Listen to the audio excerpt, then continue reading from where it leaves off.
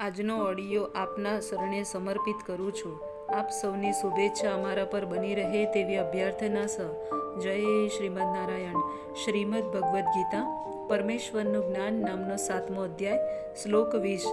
જેમની બુદ્ધિ ભૌતિક ઈચ્છાઓ દ્વારા હણાઈ ગઈ છે તેઓ દેવોના શરણે જાય છે અને તેઓ પોતપોતાના સ્વભાવ પ્રમાણે પૂજાના વિશિષ્ટ વિધિ વિધાનોને અનુસરે છે.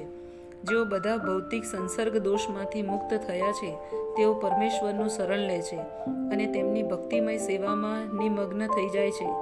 જ્યાં સુધી ભૌતિક સંસર્ગ દોષ સર્વથા દૂર થતો નથી ત્યાં સુધી તેઓ સ્વભાવે કરીને અભક્ત રહે છે.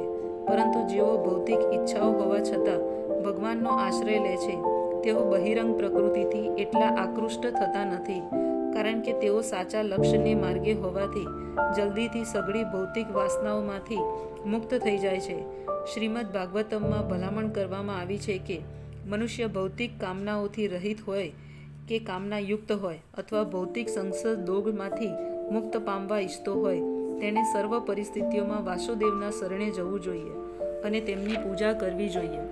શ્રીમદ ભાગવતમમાં ઉલ્લેખ થયો છે તે પ્રમાણે આધ્યાત્મિક સમજણ ગુમાવી બેઠેલા અલ્પજ્ઞ મનુષ્યો ભૌતિક કામનાઓની તાત્કાલિક પૂર્તિ કરવા માટે દેવોનો આશ્રય લે છે. સામાન્ય રીતે આવા લોકો પૂર્ણ પુરુષોત્તમ પરમેશ્વરના શરણે જતા નથી, કારણ કે તેઓ પ્રકૃતિના નિમ્ન સ્તર ગુણોમાં રહેલા હોય છે. તેથી તેઓ વિભિન્ન દેવોને ભજે છે. તેઓ પૂજાના વિધિ વિધાનોનું પરિપાલન કરવામાં જ સંતુષ્ટ રહે છે.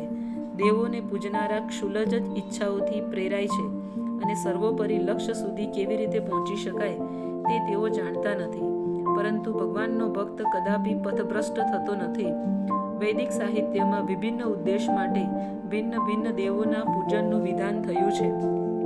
જેમ કે રોગી વ્યક્તિને સૂર્યદેવની ઉપાસના કરવાની ભલામણ કરવામાં આવે છે અને તેથી જેઓ ભગવત ભક્ત થતા નથી એવો વિચારે છે કે કેટલાક કાર્યો માટે દેવો ભગવાન કરતાં શ્રેષ્ઠ છે. પરંતુ એક શુદ્ધ ભક્ત એ જાણે છે કે પરમેશ્વર કૃષ્ણ જ સર્વના સ્વામી છે. ચૈતન્ય ચરિતામૃતમાં પણ કહેવામાં આવ્યું છે કે એકલે ઈશ્વર કૃષ્ણ આર સબ વૃત્તઃ, કેવળ પૂર્ણ પુરુષોત્તમ પરમેશ્વર કૃષ્ણ જ સ્વામી છે અને બીજા બધા સેવકો છે. પરિણામે શુદ્ધ ભક્ત પોતાની ભૌતિક જરૂરિયાતોની પૂર્તિ માટે કદાપી દેવો પાસે જતો નથી.